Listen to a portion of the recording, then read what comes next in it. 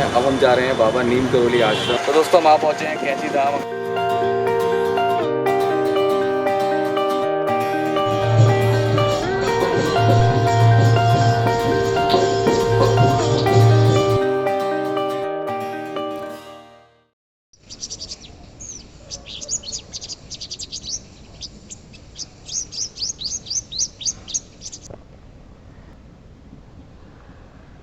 Good morning guys from Haldwani. कल रात बहुत ज़्यादा लेट हो गए थे हम लोग। हमने छत पे कैंप लगाया। कैंप क्या, नेट लगा के।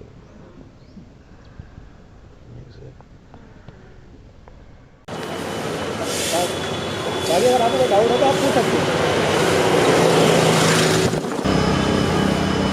Hello guys, welcome back to my YouTube channel Musafir को यारो। अभी हम खड़े हैं काठ गोदाम रेलवे स्टेशन के बाहर और हमने ब्रेकफास्ट वगैरह कर लिया है और हम लोग तैयार होके बिल्कुल रेडी हैं। अब हम जा रहे हैं हमारे नेक्स्ट डेस्टिनेशन विच इज़ बाबा नीम करोली आश्रम, जो कि कैची धाम के नाम से बहुत प्रसिद्ध है। तो पूरा रोड मैप वगैरह मैं आपको अपडेट करूँगा वाइल वी आर ट्रैवलिंग, और जो भी सीनिक व्यूज़ आएंगे रास्ते में उसको एंजॉय करते हुए चलेंगे। तो प्लीज़ स्टे विथ मी।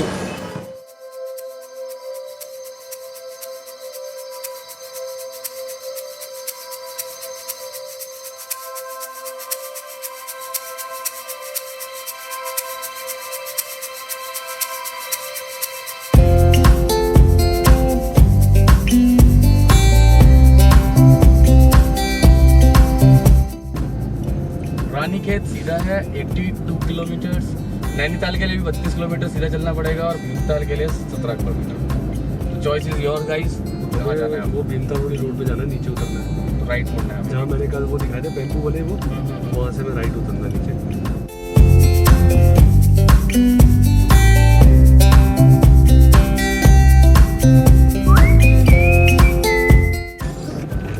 तो केदारनाथ के लिए भी यहीं से रास्ता है। केदारनाथ 311 है, बद्रीनाथ 330 है और कर्णप्रयाग 205। तो ये है HMT के क्वार्टर्स, ये लेफ्ट में जो दिख रहे हैं ये HMT के क्वार्टर्स, जो इनके सरकारी क्वार्टर्स। इतनी बड़ी कॉलोनी है, इतनी बड़ी कॉलोनी में पाइपलाइन भी दी होगी, बिजली का सेटअप भी दिया होगा, सारा कुछ सीवर लाइन वगैरह सब डली होगी। तो अभी ये बर्बाद हो रहा है। इनको सेल आउट कर देते। HMT कंपनी बंद हो गई तो मकान भी बंद हो गए।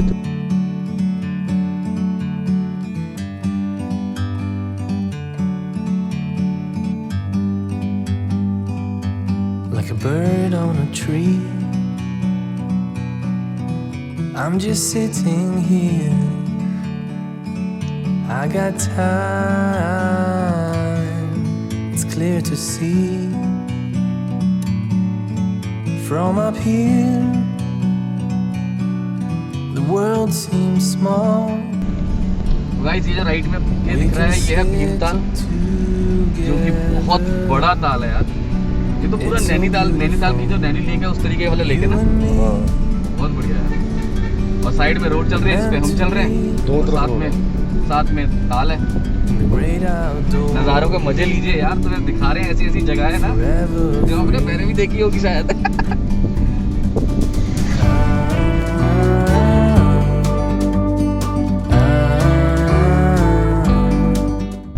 तो गाइस अगर आपने मेरा चैनल सब्सक्राइब नहीं किया है तो प्लीज़ सब्सक्राइब करना। ये पूरी उत्तराखंड की सीरीज डालेंगे हम, दिल्ली से लेके और उत्तराखंड में एडवेंचर, थ्रिलिंग सब कैप्चर किया है। Take a step back to see the truth around you. From a distance you can tell.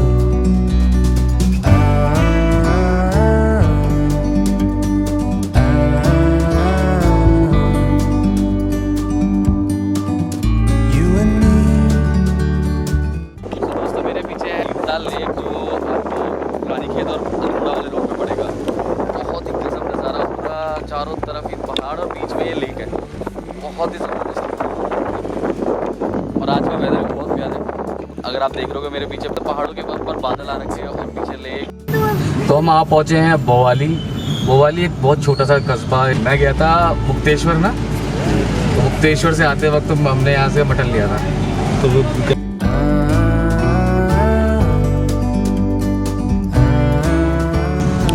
अच्छा खासा बड़ा शहर है यार ये बोवाली।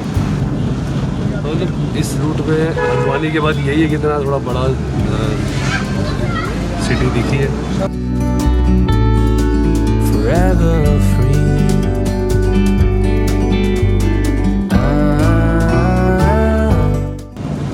इस चौराहे से रास्ता कटता है नैनीताल के लिए। लेफ्ट जाएंगे तो नैनीताल है पक्का, और राइट जाएंगे तो कहीं और होगा जहाँ तक मुझे पता है। राइट अपना वो है ना, राइट अपना वो पड़ेगा जहाँ हमें जाना है। हाँ। हाँ देखा, ये हाँ, नैनीताल ये इस चौक से नैनीताल है राइट। हल्द्वानी भी यहीं से, तो हम हल्द्वानी के लिए यहीं से जाएंगे। हाँ हाँ, तो हमें यहाँ से नहीं जाना, ठीक है, हमारा वही वाला रूट आ जाएगा नैनीताल वाला। अब हम बोली से निकले और हम कैंची धाम की तरफ जा रहे हैं। ये रास्ता सीधा हमें कैंची धाम लेके जाएगा।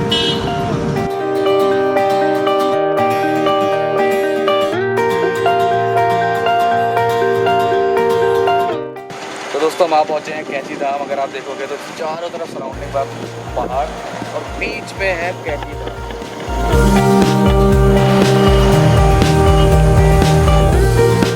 वो कैंची धाम है जहाँ हम अभी जाएंगे। चलिए मेरे साथ देखते हैं।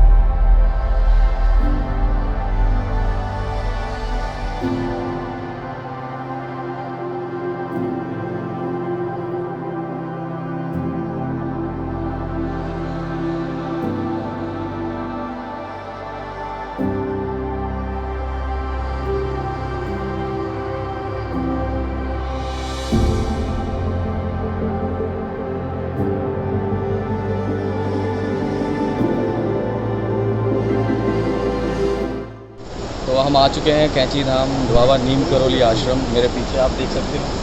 तो आइए चलिए।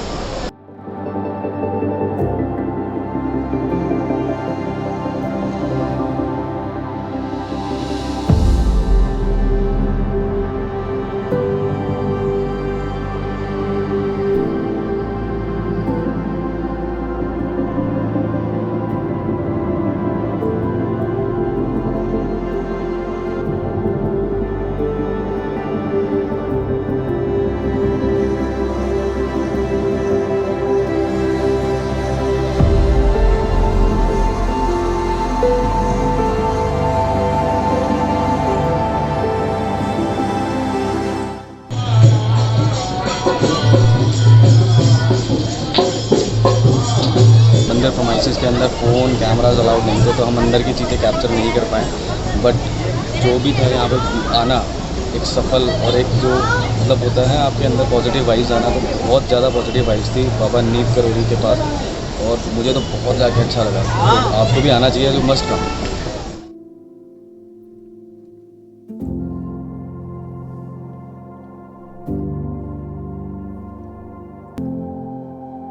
बाबा नीम करोली, बाबा जी को हनुमान जी का अवतार भी माना जाता है। इस आश्रम के बारे में मैं बहुत समय से सुनता आ रहा हूँ, और आज मुझे यहाँ पे आने का सौभाग्य मिला। और बहुत समय से मेरा मन भी था कैंची धाम आने का। जैसे कि आप सबको पता है कि हम ये उत्तराखंड की सीरीज़ बना रहे हैं, और अगर हम यहाँ नहीं आते तो हमारी सीरीज़ भी अधूरी रहती। बाबा नीम करोली एक युवा साधु जिन्होंने अपना गांव नीम करोली, जिला फर्रुखाबाद, उत्तर प्रदेश बचपन में ही त्याग दिया, और तब करते करते ये बाबा लक्ष्मण दास से बाबा नीम करोली महाराज बने। 11 सितंबर 1973 जब वृंदावन में बाबा जी ने समाधि ली, तब उनकी अस्थियों को यहाँ लाया गया और यहाँ उनकी एक मूर्ति बनाकर उनको रखा गया, क्योंकि उनका इस जगह से, कैंची धाम से बड़ा लगाव था। उन्होंने अपनी ज़िंदगी का सबसे ज़्यादा समय यहाँ बिताया था, और यही उनकी आखिरी इच्छा भी थी। बाबा जी के चमत्कार सिर्फ यहाँ आसपास ही नहीं बल्कि विदेशों में भी प्रसिद्ध थे। और आई बिलीव ये तो आप सबको ही पता होगा कि एप्पल फाउंडर स्टीव जॉब यहाँ 1974 में आए थे, पर तब तक बाबा जी समाधि ले चुके थे। तो बाबा जी उन्हें मिल तो नहीं पाए, पर उन्होंने कई हफ्ते यहाँ पर बिताए और यहाँ से जाने के बाद उन्होंने अपनी कंपनी एप्पल की शुरुआत की। और यह भी कहा जाता है कि बाबा जी का सबसे फेवरेट फल एप्पल ही था, जो कि वर्ल्ड की मोस्ट वैल्यूएबल कंपनी का लोगो भी बना।